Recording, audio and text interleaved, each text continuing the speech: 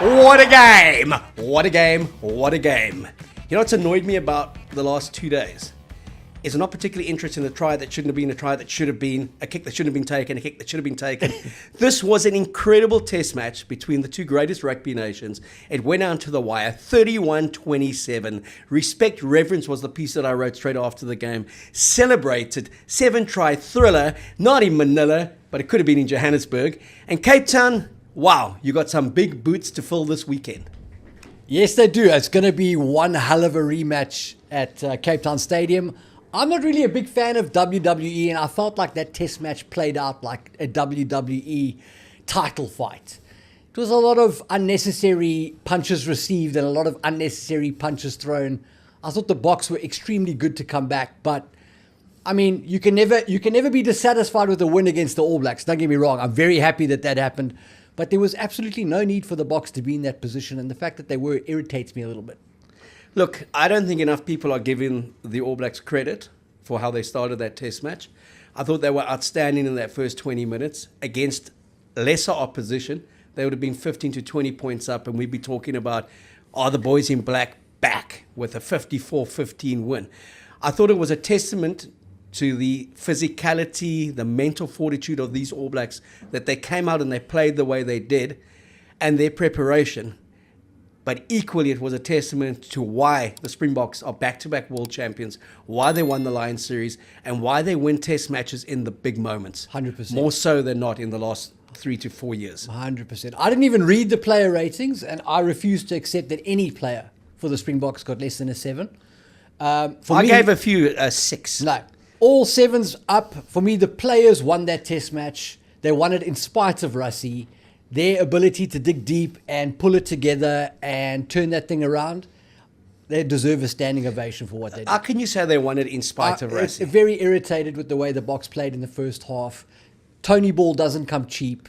This obsession with us having to expand our game and play this sexy, beautiful rugby takes the best out of our players, makes us look mediocre, brought us down to the level of one of not the best All Blacks teams ever. And when we reverted to Bok rugby and we went pick and drive and one pass, and we gave our forwards the opportunity to just mash and bash. Then we were straight back in the game. We overhauled a 10-point deficit to beat the All Blacks. Okay, well, we'll get to the 10-point deficit a bit later, because 10 points is basically one score in the modern game. Yes. So, the All Blacks were outstanding in that first 15, 20 minutes. They had all the possession.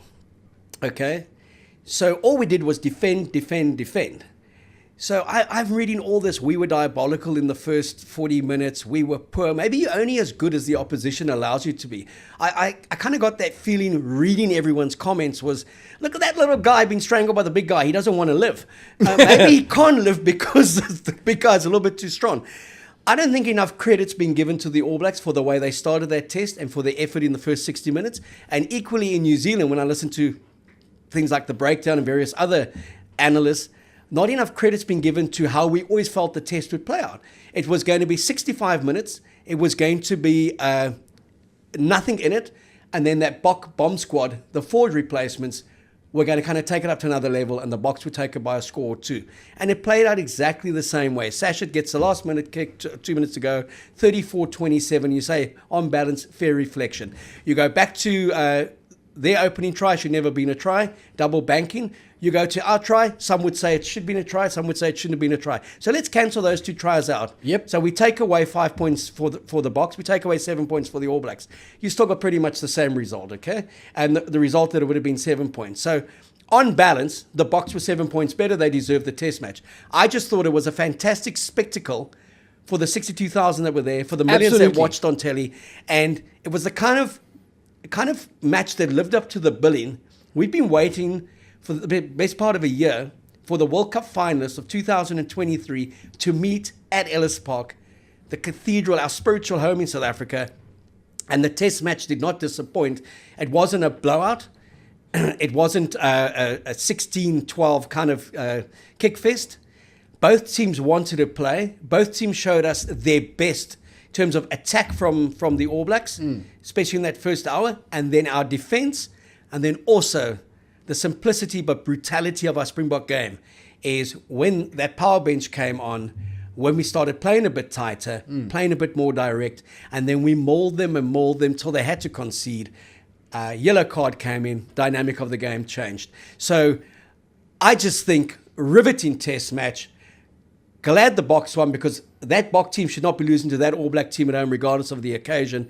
But huge improvements from the All Blacks. But with the current cattle, they had 65 minutes in it. The key for us was that we had to just be within touching distance or kind of one score in it on 65 minutes. Everyone's talking about the Bongi try. Was it a try? Wasn't a try in New Zealand? What they should be talking about was on 63 minutes at 27-17, the All Blacks get a penalty and they don't kick 3 points. 30 points takes them into that 31-30 traditional score average. It's a lot harder to chase at 30-17. That's 2 converted tries. Then it's 27-17. Within 4 minutes, they had a yellow card and we had scored a converted try. No, mate, no. Because the All Blacks, like me, know that this Boks team is 15 to 20 points better than them when they play Boks rugby. And they thought, you know what? We actually just need to try and run this clock down. Let's keep the ball down here. Let's lie on this ball. Let's stay on the ball here where the Boks are a long way from our try line, because these Boks have suddenly remembered that they're Springboks and they play Springbok rugby. And if we kick these 3 points and they get the ball back, we're going to be defending for 6 phases before Peter Steph Toy goes over the try line.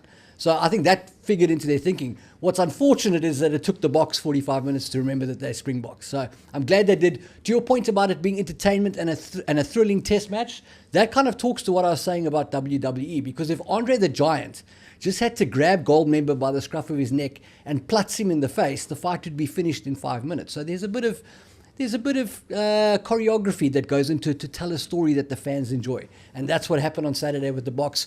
We played Tony Ball to make it an entertaining event, and then we switched on the Boks thrusters and destroyed them.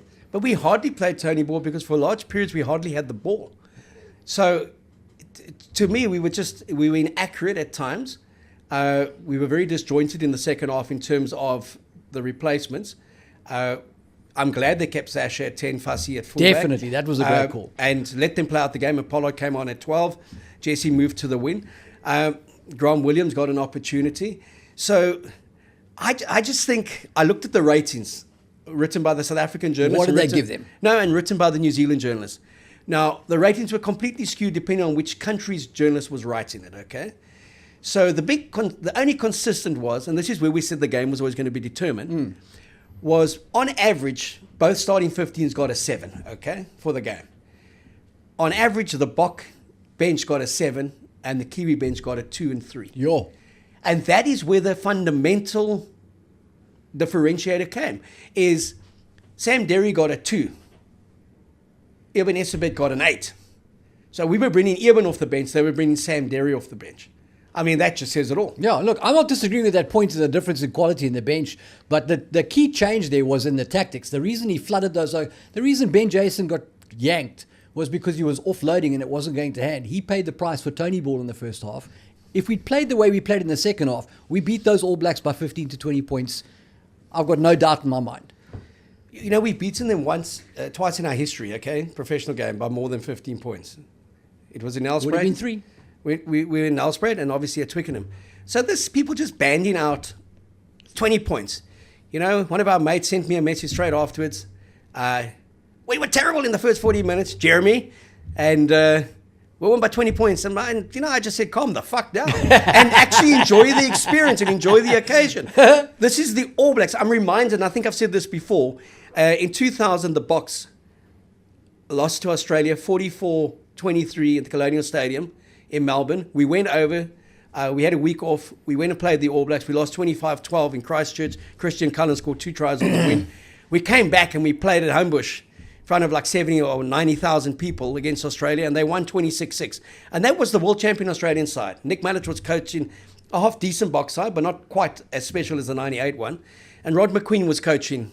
And the Aussie journos just climbed into McQueen. What a turgid performance, inaccurate, this and that. And he just grabbed the mic and he said, boys, basically said, calm the fuck down. Okay? He said, we have just beaten the Springboks by 20 points. Yeah. Twice in 3 weeks. This wasn't Romania out there. So let's also give context to this was the All Blacks who gave it everything. That haka was emotional. It was paying tribute to one of the Maori kings that had passed away. The players were up for it. They couldn't have given more in that first 65 minutes as the starting team. They played bloody well, and they were competitive.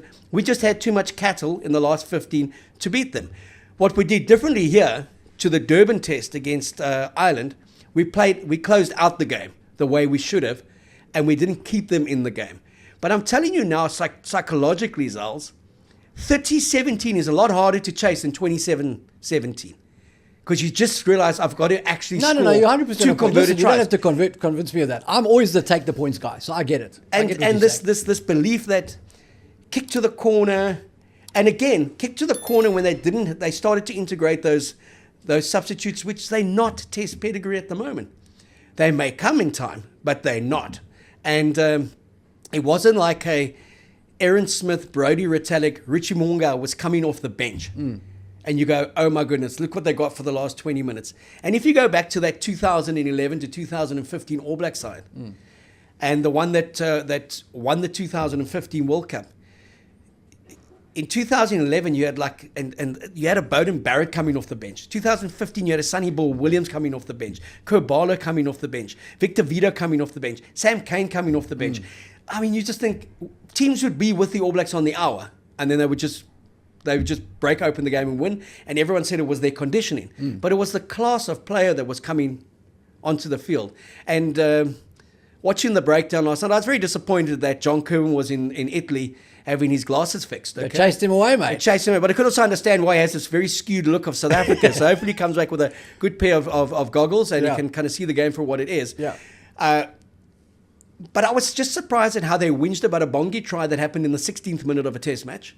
No reference made to McKenzie, who took more than 10 seconds to kick a conversion. No reference made to the double banking. Absolutely no reference made to Sam Cane's hit on Sia Khaleesi. That was a very similar hit to the one that got him a red card in the World Cup. No reference made to that. No reference made to quite a few other things. So I thought the match officiating was indifferent for the best part, didn't favour any one team. The 14 penalties to 5 was not down to interpretation. They were just getting beaten at the breakdown. We were stronger over the ball. So I just felt that they would make more of the test matches an occasion, but also the only guy there was Mills, who said, come on, we're focusing on the first 65 minutes of the All Blacks. Let's focus on the last 50 minutes of the back-to-back world champions. There's a reason they're the world champions. There's a reason they win big test matches. They play the big points better. And he said, they did it with a 10 who was in his 7th test. They did it with a 15 who was in his 7th test. They did it with a replacement 8 who was in his 5th test. They did it with a lock who was in his 3rd test. I mean, they did it with a centre playing win, with a flyer playing centre. When you look at that composition that finished that test match for the Boks, it was a hell of a win for the Boks in the context of bringing through those kids and beating the old foe. A+ grade for the players for finding a way to win that game. And a lot of that confidence will come from the success of having played under the brightest lights and having won. Those are world champions. That's how world champions respond. So, like I say, standing ovation to the players for me. I just don't think the Boks should ever have been in that position. You mentioned Sasha and you mentioned Fussy. Those are two guys, especially Sasha. Sasha has the real potential to emerge as easily the best Bok fly-off of the modern era. He has a career in front of him that looks like it's going to go that way. And so to put him in a situation where the structure is loose and sort of subjective and not it's option A or option B, for me is an unnecessary risk. And look, at the end of the day, these Boks are going to go to the next World Cup and the proof will be in the pudding. And we may look back from that and go, Rassie was a genius because he rolled the dice on this stuff. He put these guys in difficult situations with tactics that weren't necessarily the most efficient. And out of that, he got this answer, and this answer. But I can only live in the here and now, where I am right now, to put us in a position where we potentially lost a test match against the All Blacks, given the rich history of this rivalry, for the sake of playing expansive rugby and jeopardizing, because it doesn't take much to turn the public against a player, putting a kid in a situation where he's making reads on the fly with limited structure around him, I think is an unnecessary risk. But then I'm not the Springbok coach. But is that not what he wanted to see? Let's put him in a position, take him out of his comfort zone and see what he does. And he came out with flying colours. If he'd done this with Handre and Villiers, I would totally be on board. If you want to try play an expansive game and you do it with your most experienced players who have the tools to dig themselves out of it, I think the risk is low because Handre is already a 2-time World Cup winner. But there is no risk here. Because if they lost it, they have Cape Town the next week. So when you're talking about risk, I would understand if it's a World Cup final and it's a one-off. You don't get it back ever.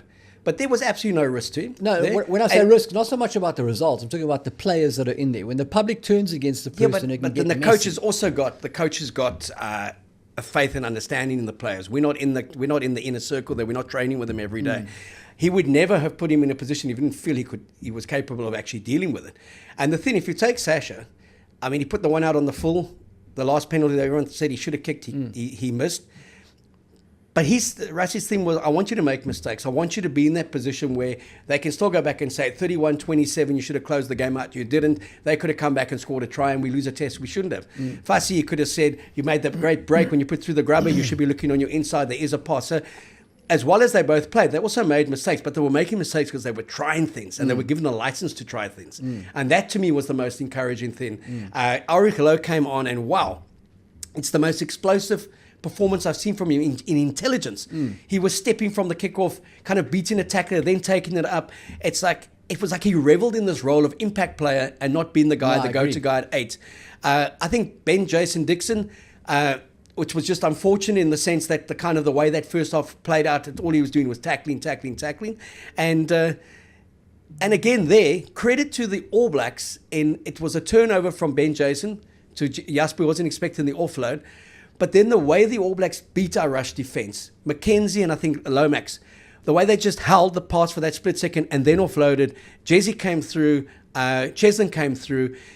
There was a huge lesson in us for that as well, is that it can be unlocked with some very clever interplay, some very clever decision-making in the pass. So to me, credit there to the way the All Blacks counted and how they scored. If we had scored a try like that, we wouldn't be talking about the guy who lost it for New Zealand. So I just want some perspective here, mate. Yeah, so all I'm Come saying, on, mate, I want some perspective. All I'm saying, matey, all I'm saying is at some point in the history of mankind, we're going to turn around and say, Rassie is old, he's over it, he's not the cutting-edge coach. We've done it with every coach. Eddie Jones was the greatest in the world, now he's a laughing stock.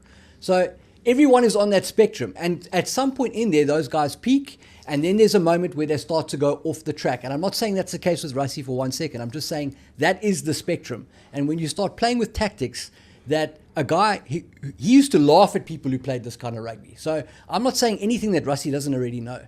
The fact is, we rolled those dice. You're putting guys in a difficult position there. And I'll say this, the players trust Rassie. And when he puts them in a position and the public reacts negatively to that eventually, because the mistakes will come, that trust factor is going to be at jeopardy again. So all of this, all I'm saying is I want the Boks to win the next World Cup. That's all I want. I don't care how they play, they must win it. So my mind is on what is the shortest route to that cup again. And I don't see the logic in this. And I've said it before we played Ireland, we're going to be on a roller coaster where they have a great performance, then they have a performance you scratch your head at. One guy looks terrible one week, he looks great the next week. I'm saying, is that instability necessary? But it's not instability, because you've just said all that matters is the World Cup, okay? Yes. 2027 in Australia. You say now he's taking risks. He shouldn't. He can only take risks over the next 3 years. And in his mind, he's not taking risks because if a player doesn't come through, it's not a risk. He basically cancels him 2 years before he should. If he's kind of playing in terms of a structured way, and now he gets into a test match, they lose a player early in the World Cup semi-final, Sasha's got to play a different game and the guy falls apart. He's never been exposed to that. So I'm all for what he did there. The fact that he's picked Sasha throughout. He's given him the comfort of Andre on the bench, Andre next to him. The fact that he backed Fassi ahead of Willie Leroux against the All Blacks and then let Fassi fly, and he came through it wonderfully. And he kept him on for the 80 minutes, because if he was panicking when Kirkley went down, the obvious thing was Andre to fly off, what's his name to fullback, Sasha, and Fassi to the wing. But he said, I want this 15 and 10 to play through the 80 minutes and not to necessarily be on a side that wins 35-10. But to be it when it comes down to one score with 5 minutes to go and how do they control it. And Sasha controlled it brilliantly. Fassi was very good in those big pressure moments. And the guys who came off the bench were just outstanding. So when I look at an All Black Springbok test always, it's like two big, strong heavyweights. Everyone builds the hype up and then they go, look at those guys. They just basically hanging on each other for the first 5 rounds. One's waiting for the knockup blow. Very poor on the eye. This guy doesn't look as flashy anymore, because 120 kilograms against 120 is an equal. One negates the other. Yes. So The Boks were under extreme pressure for 30 minutes in that first half, and that's the credit to the All Blacks. The All Blacks were under extreme pressure for the last 20 minutes of the second half, credit to the Springboks.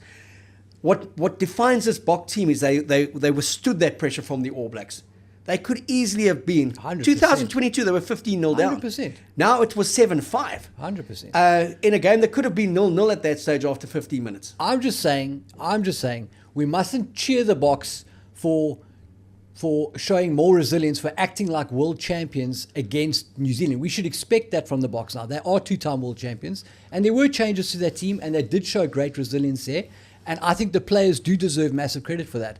I'm just saying, to paper over some of the coaching idiosyncrasies that went into this test on the basis that we got the right result and we tried a few things, for me, that's shaky ground, because I feel like the Boks are starting to miss having Jacques Nienaber around. I feel like that Boks press maybe lacked a bit of the same sort of blitz intensity that they had when Jacques was there, which is maybe why it was unlocked.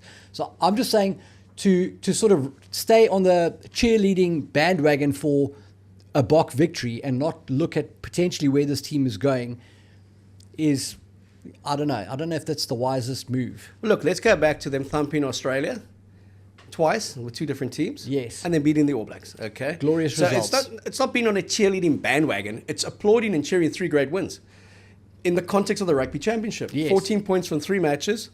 They won a big one at home where they're the favourites. And they won it. And they won it convincingly in the end, because in the last 5 minutes, it was only going to be one winner. Mm-hmm. It was going to take something freaky like 2 intercept passes. Totally. 4 New Zealand to come back into it. So I don't think it's a case of anyone papering over the cracks. So right in the beginning, I said to you, and Mills made that point, when you break it all down, there was no Willie LaRue at fullback. Yes. There was no Andre Pollard at 10. But There I was told no you Dwayne this. Vermeulen. I told you this last week when Mate. you said, why are you so nervous, mate? I said, because we've got a new bloke at the back. We've got a new bloke But now at the you're back. so bloody negative. But now you're so bloody positive, mate. I'm positive because we beat an All Black side that I felt played the best rugby they've played. No, they did. this They year. played the best rugby they could play. And they did it for 65 minutes. They just didn't have the puff in those starting 15 players to go through to 80 minutes, okay? I found that credit to their coaching staff, they worked us out in certain things. They were beating us. They were beating our blitz defense. Absolute agreement. I mean, there's only one Jacques Nienaber, okay? And when Tony Brown came in, something had to give. You can't have a Tony Brown 100%. playing Japanese-style attack and the Boks still playing Jacques Nienaber defense. 100%, yes. So, what Rassie's done is evolving the game, but he can always get back that blitz defense when Jacques comes back. Just before the next World Cup, okay? I'm glad I finally got you to say it. No, we know he'll be there or thereabouts. But again, we were losing matches to Wales, being the build-up to the last World Cup. Rassie throwing kids to the Wolves and veterans to the Wolves, and not, okay, we win by a point, as he said in that press conference, or when that clip to the players, we lose by a point. It sucks, but we move on, okay? It doesn't change the performance. If we had taken the World Cup 23, all fit, with the exception of Dwayne, who's retired, and we had gone out and beaten this All Black side 31-27, we would have claimed a great test win because of the familiarity of that side. For me, that they could basically, in adversity, come through the way they did. It was amazing. With those kids. 100%. It is a monumental That's why I Bok applaud the win. players. It was fantastic. But I don't think you can just applaud the players, because those guys in the Boks, especially our mate Rasta, is giving them the license to do that, okay? And the comfort to do that. I mean, Sasha was playing with the swagger of a Carter. Guys played 100 tests. If he was shitting himself because the coach was going to pull him or ask him to play to a certain style, he wouldn't have played like that. Fassi was willing to go when it was on because he had been told you can. And the consequence is, if we don't win this test, we learn a lot more about the players. So it's kind of like, that's what I took out of the test that was fantastic. Ulrich Lowe, I mean, see him play with that freedom. Ron Nokia, wow. I mean, I never thought he was a Springbok. And the performance he put in. And then also just the thinking, and this is why I disagree with you on the coaches and the players, is Ben Jason Dixon wasn't pulled because he was having a shocker. It was because they saw that Eben could actually last the pace. And all of a sudden was, what's his name? Peter Stepp can go back to flank. Eben can do the role with Nokia, and we actually then have a proper 5 lock, 4 lock, and a proper 7 flank. So a lot of people, Ben Jason was having a shock. He wasn't having a shocker. They just remember an offload that he shouldn't have made. You know, Jasper Visser again, the fact that they put that confidence in him that he could gallop for as long as he did and take them on. I just felt Jasper was good. The one area again where we got to look at is our 9. I mean, Kiwis was solid without being spectacular. He is looking a bit like he's 34. Grant Williams was the right person to introduce in terms of tempo. But is he a starting option? I don't know so much. And I thought we got our blend of front rows right. And I mean, and with the greatest respect to Bongi and Malcolm Boks in terms of how good they are, they're not necessarily firing at their best at the moment. No. So this wasn't the complete Bok performance by any means. I would say this was a 7.5 out of 10 for the Boks and a 6.5 out of 10 for the All Blacks. In the context of their players, potentially a 7, but that squad doesn't have it to go to 8. We have it to still go to 8.5. We have it to go to 10, mate. This team is proper. No, this team is mate, proper. no, you this see, team mate, is proper. You go from being No, this team is proper. no one produces a 10. Mate. This team can go places. If they just use their brains and they stay on plan, this team can be unstoppable. Especially in the current milieu. What does he say? The Jupadoo. You know what I mean, though? No, I think this. I mean, Victor said it after the game. This is the greatest Bok team. He literally said that. So no, I heard him, and you know what I'll say to him? Victor, you played in the greatest Bok team, okay? Yeah. So out of sight, out of mind. Yeah. For me, the greatest Bok team, and I've covered them all since '92, since we came back to international rugby. The greatest Bok team is the 2009 Springboks in that year. And there was a throwover from 2007. That's the one that also primarily went to the 2011 World Cup because of the quality of opposition they were beating. That 2009 All Black team that they did 3 times, 2 in South Africa and 1 in Hamilton, New Zealand, was a far superior All Black team to the one that got beaten now. So I hate comparing eras because everything is context around opposition, strength of team. Yep. If they were knocking over the Richie McCaw, Dan Carter, Kieran Reid, Sonny Ball Williams, Ma Nonu, All Blacks, Brody Retallick, Sam Whitelock, Mia Lamu, Franks, those guys, if they were knocking them over, I would say greatest team. But they're not. What they're doing is what you expect of them, to beat this All Black side, okay? And the one time they went over last year to play the All Black side, they lost 35-20, a bit underdone, but the core of these players lost in New Zealand to a side we thought they couldn't lose to, okay? So I think this is a particularly special Springbok team, one of the greats. But if you talk about the greatest team, it's Victor Matfield and John Smith's 2009 Springboks, who won the Lions series, won in New Zealand, won 2 successive tests against the All Blacks, and won them emphatically. That team against this Bok team would be one hell of a game, but I'd be back in that 2009 Bok team to beat this Bok team. But when Big Vic said that, I don't think he meant like here and now. I think he means this class of Bok, this 2024 class, is going to be the greatest Bok team ever when they finish up. I don't think he means it as in the team that played at Ellis Park on the weekend. And I think, because I don't think Vic thinks Kobus Reinach is better than Farid Dupriya. So, and I don't necessarily think Vic thinks Eben's better than Bucky's, maybe. I don't know. That'd be an interesting debate. But I think that this team has the potential to get there because they've got depth like no team had before. And in Sasha, they've got a guy who can emerge at fly half, along with Andre, who's already there, who is an all-rounder who can do everything at an elite level. So I think this Bok team has the potential to evolve into something that is on a level we haven't seen before for Springbok rugby. I'm very excited about that. I'm not disputing that. And the only way you evolve is if all 33 play, or all 40 in your squad 100%. play. And that's what he's done. I would love, they've postponed the team announcement from Tuesday, which they've done all the time, to Thursday. I think it's a lot of mind games. I agree with what Mill said, and I've been saying that since the end whistle on Saturday. Like, I would like to see 8 or 9 changes for Cape Town. Get ready, mate. Because 8 or 9 changes like they did for Perth, because Perth showed that bench is still ever present, all powerful, and that the game gets decided in the final 20 minutes. Yeah. So when it was suggested that, forget what Razor can do, because he can't really do much, that's his 23.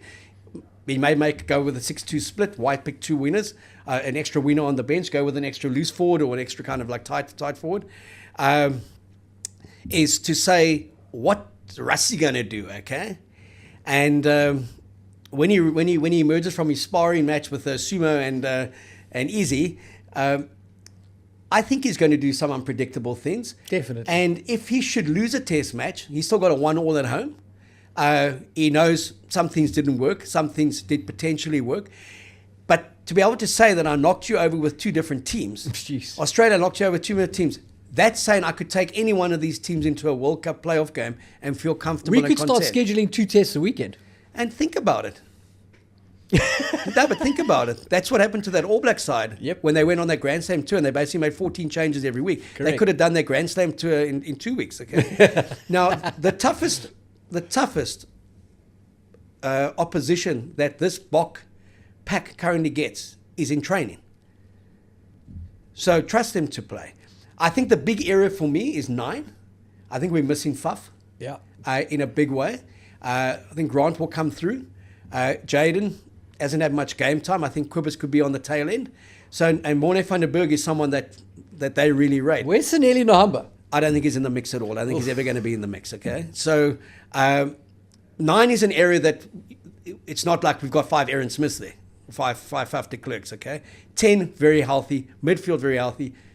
Our winners and fullback, very healthy, okay? Then our pack, there's not a weak area. I mean, this was proven we were down to lock number 7, Ruan Nokia, and he was like outstanding as a 5 lock, you know? And he looked the part of a Springbok. So the depth is there. We haven't even tapped into Wilco Low. We haven't touched Frankie Horn. Cam Hanekom's still got to come through. He's never going to tap into Walker Low. You know that, It's happening, mate. He's never going to bring him in. Doesn't fit the style, and I think it's apparently he doesn't move from centre field. Okay? He can scrum, but that's about it, okay? But I thought it was just an amazing result. I was so chuffed that they got the win. Chuffed that they got the win with the players that they had. Appreciated what you were saying during the course of the game when you spoke in the preview. I'm a little bit nervous because it's a rookie 15, a rookie 10, a rookie 8 coming off the bench, a rookie 5, a few rookies there, an 8 who hasn't played for 6 weeks, and fired up All Black side that's been written off. You respect the occasion, all that kind of stuff. So all your concerns played out. Everything played out the way we said it would. It was going to be a hell of a test for 65 minutes, and then the Boks were going to come through because of the bench. Peter Steff. Phenomenal, mate. What a player. What a player. Robot. Sent back from the future. He's real. I saw a cool meme the other day. It said the most popular Halloween costume in New Zealand is a picture of Peter Steff in his Bok jersey. Did you see some of the memes of Bodie Barrett in his All Blacks jersey chatting to Peter Steff? Because they're club mates in Japan. Yeah. And the one caption was, one of the most loyal New Zealand fans all the way from Japan to see Peter Steff. Gotta love it. So look, I think there's also, what I love about these two teams is that there's a hell of a healthy regard, healthy respect between the players off the field. Yes. A lot of them now have played together, especially in Japan. They kind of have been teammates. We saw that video clip of Adi Xavier teaching Eben the haka at some social function. And I love that about Sia and Adi are big mates, but when they get on the field, there's no love lost, okay? But coming back to that haka and... disgraceful. Mate, just... we've always lacked class as South African rugby supporters, let's be honest. I mean, the Kiwis are lacking as much class in the way they're responding, but we've never been sophisticated. We've always been ole, ole, ole, ole, ole. I'm like, fuck, man, no. What I love about the haka, obviously knowing its meaning and kind of having a blood link to it and what it means, is when you go to a place like France, it's theatre. The public accepts what it is.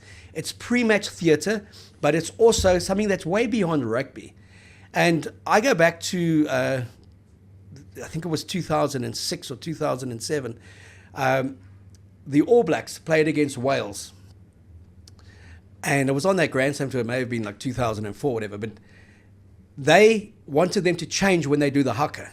And it had to fit into the band playing, another anthem and this. And the All Blacks said, no, this is when they do the haka. It's just before kickoff. They said, no, that gives the Welsh team, gives them an unfair advantage over the Welsh team. And then the All Blacks just said, no, we'll do it in our change room. Because the haka means more to them than it does to the opposition. It's laying down a challenge to the opposition, but the actual doing of the haka is first and foremost about the player. And I would say to the All Black management, don't come out and do the haka in Cape Town Stadium. do it in the change room, because when they did that in Cardiff, the Cardiff crowd were baying for them to come out and do it. I've always been a lover of the haka. I thought it was a passionate, emotional one on Saturday. But this drowning it out with DJ and music, ole, ole, ole, it's just graceful, mate. It's crass, it's simple, and I just don't get it. Look, in all fairness, Rian Oberholzer has come out and apologised in a press release to New Zealand. He said he phoned the Kiwi boss and he apologised and said it was human error, couple of perfect storm. Human error, what? A DJ of playing something else? I mean, yeah, exactly. Now, look, if the DJ wasn't going to do it, the plane was going to do it, I don't have any problem with the crowd. You can't control the crowd. If the crowd wants to shout ole ole, I've got no problem with that. But you cannot have the event running music, flying a jet over and popping off fireworks during the haka, mate. That's just, it's not cricket. No, it was poor form, but we've always been poor form at home. And our supporters have always been, because of this inferiority complex with the All Blacks, because they've pumped us so many times. I mean, this is a golden period. We've won 3 in a row. We win on Saturday. It's record breaking, okay, in the professional era. They went 8 on the trot against us. Often. But also quite interesting what you're saying there about how the New Zealand public has responded to this defeat and how they're now going back into the game and that looked like a bit of a knock-on over there. That sounds very much like South Africans, right? When we used to lose against the All Blacks back in the old days when we lost to the All Blacks, that's what we would do. And so now it's interesting how the shoe is on the other foot and suddenly they're not so above it. No, the reaction is exactly the same. I was looking at those guys in their breakdown studio. They've got 85% win records.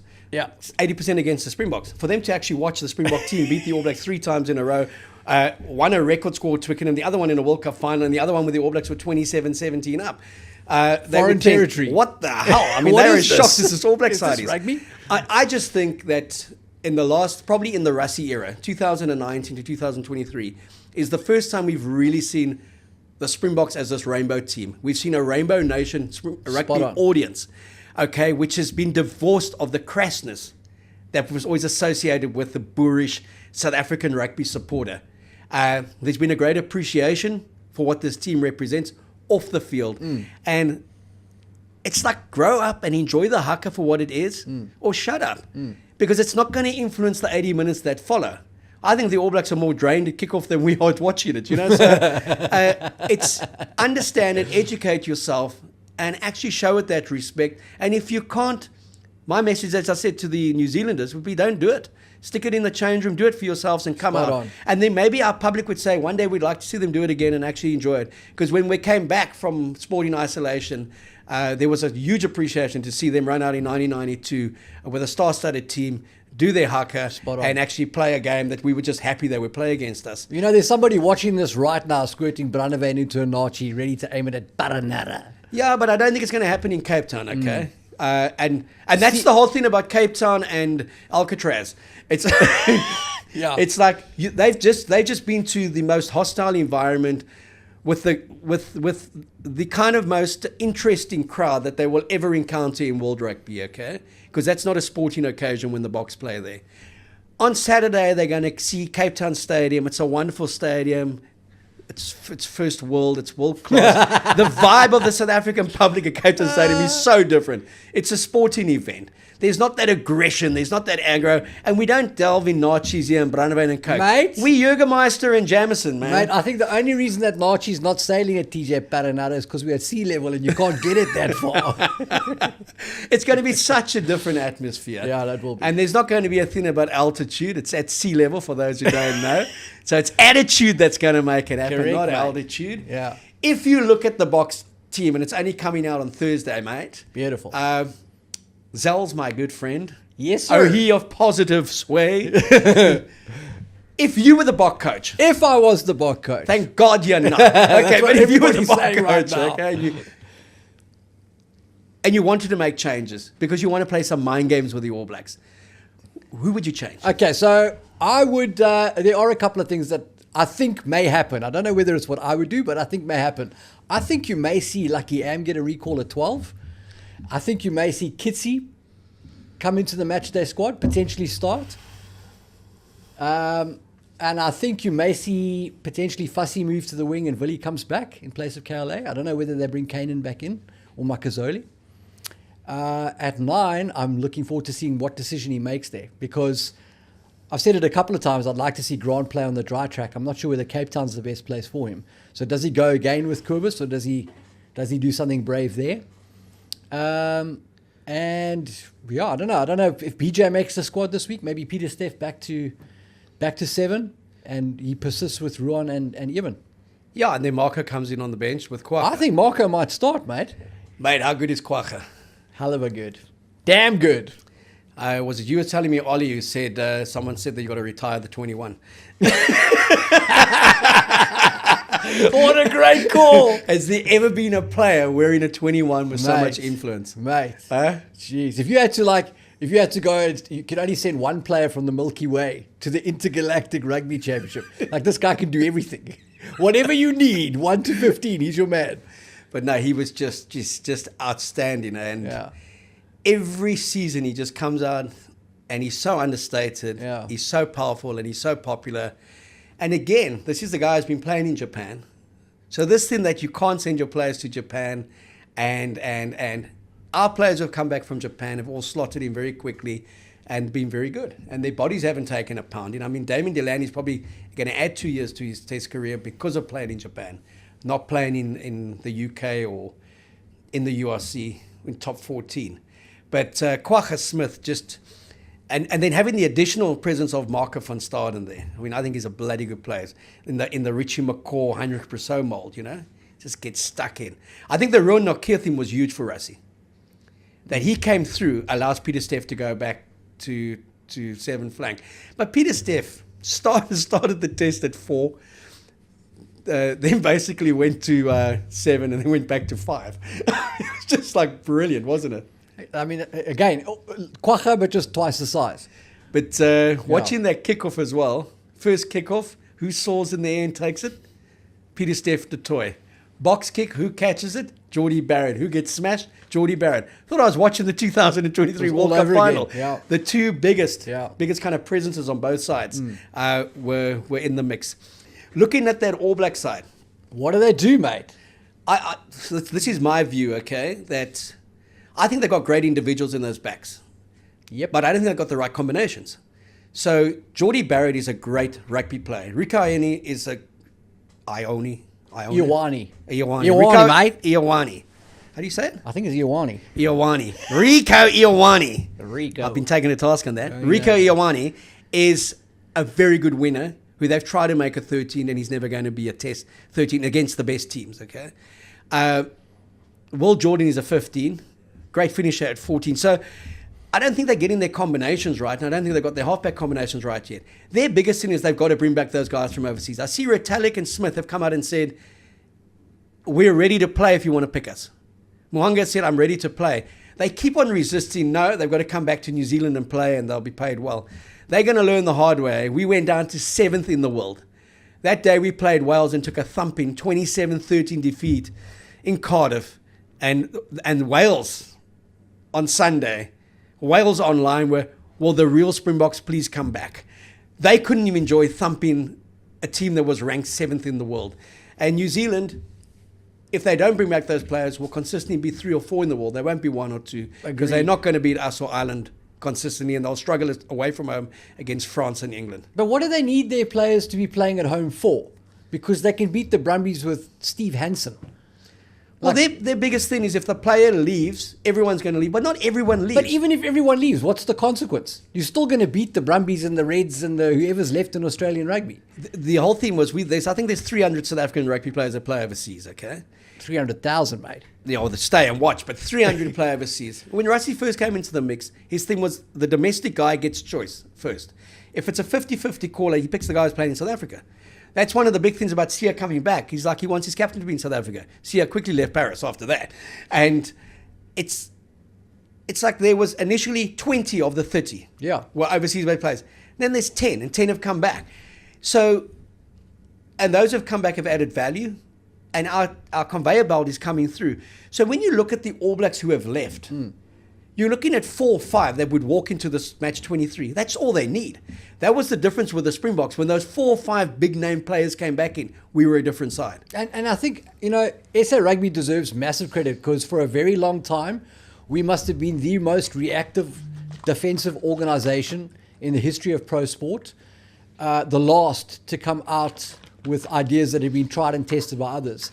The way we have maneuvered to get ourselves out of Super Rugby and into the Northern Hemisphere, into the URC, the way we have rolled the dice on letting our players play overseas and for the Boks, and now we are reaping the benefits. And now you've got New Zealand who are slow to the party. They are slow to working out that actually having your best players, all of them, playing in great clubs and great competitions overseas, there's a net gain for that, even though they're not in country, because the next guys up that play for the Highlanders are getting game time they wouldn't otherwise get. And suddenly your player base goes from being 10 guys or one Brodie Retallick to 4 potential locks that can play for you, because you've got this expanded player base that's in action every week. So it's great to see SA Rugby leading the way. We still pick Boks. We don't have teams full of foreigners. All these oaks are South Africans. Our teams are successful in the URC. The Boks are 2-time back-to-back world champions. It's kudos. The leadership has done a fantastic job of putting us in this position. But also, Rassie was very clear when he came back that I'm not taking this job if I can't pick the best players from South Africa to play in a test match. Because the concept of a test match is the best of your country plays the best of another country, not the best within your country. So imagine Argentina and Brazil going to World Cups with only local-based players in soccer. I mean, it just wouldn't happen. They wouldn't get out of the pool stages. So we also need to accept and understand, I mean, we do in South Africa, the professional game has evolved, the world has moved on, okay? New Zealand, incredibly, has fallen so far behind on so many different levels. Wild. That they were really leading the way in every aspect of professionalism. And everyone else was trying to play catch-up. But this very insular kind of approach and attitude that you've got to be in New Zealand to play for the All Blacks, that the All Black jersey means so much, it means more than feeding your family for the next 20 years. Yeah. That someone's going to stay, potentially play one test and not go to Toulouse, become an icon. I mean, Jerome Kino, when he left, they could still be picking him. For 3 years that he was playing over there, he's winning Europe's biggest titles. Yeah. I can tell you now, Ma Nonu at 41, you could pick now. He would still be a danger in that midfield. So, but the economics have proven that it's a model that doesn't work, because the players still go overseas. So the people that get the check, the price tag, is the national union, because you don't have your best players, and now you've got to stick by your policy of not picking them. But just go back to that test match, and we spoke about it earlier. Eben Etzebeth comes running on, and Brodie Retallick comes running on for them off the bench. Well, you got it. There's your neutralizer. Okay. It's Richie Mohanga sits on the bench like Andre Pollard does. He's coming in to close it out for 20 minutes to go. Now, there's this belief in New Zealand that, these youngsters must go through it to know. But if a youngster's not good enough, he can go through it. He's not going to last. He's not going to be around at the end of your tour. Exactly, mate.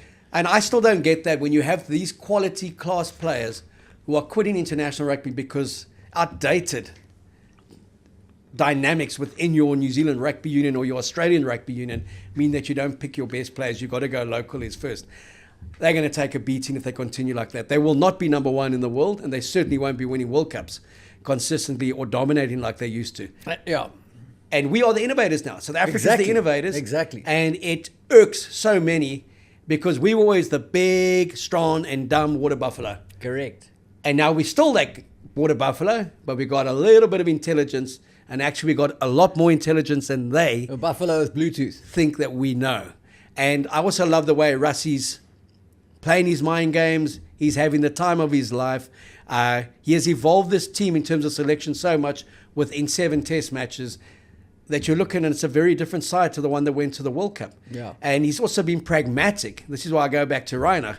He's been pragmatic in still keeping some oldies around. Yeah, but he feels he still doesn't quite have the obvious success, or he's not convinced. You spoke about innovation there. One of the things that Rassie innovated, obviously, is the bomb squad, and I think that's the way that the All Blacks need to go this week. They need to take some chances. The only way they win in Cape Town is if they've got 7 forwards on the bench, and somehow, amongst that group of 15 forwards, they find a way to outmuscle the Boks like Ireland did in the second test. But they don't have 7 forwards, so their best is to go 6-2. They have to go a 6-2 split, and then we'll pick 5-2 with 5-3 with 5 backs.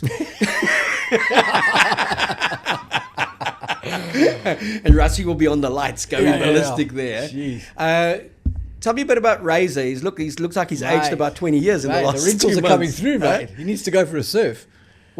Is it true that there was a bloke in the Greater Waikato flipping some burgers early hours of the morning, thinking it's not that easy, is it, mate? Exactly, mate. Fozzie must be having a bit of a chuckle. Joe Smith must, as is Eddie. Yeah, Eddie must be having the biggest laugh. Okay, but I mean, they seem to have a lot more clarity with no Leo McDonald there, just in terms of the way the guys approach the game. But is it a case of at the moment he just doesn't quite have the 23 capable of coming to South Africa and winning? Yeah, he doesn't have the players, and I think some of his decisions are questionable. His investment in Damien McKenzie is surprising to me. Barrett is far and away their best playmaker there, their best decision maker. Every time he touches the ball, there's a good result. How you wouldn't have that guy on the ball all the time is surprising to me.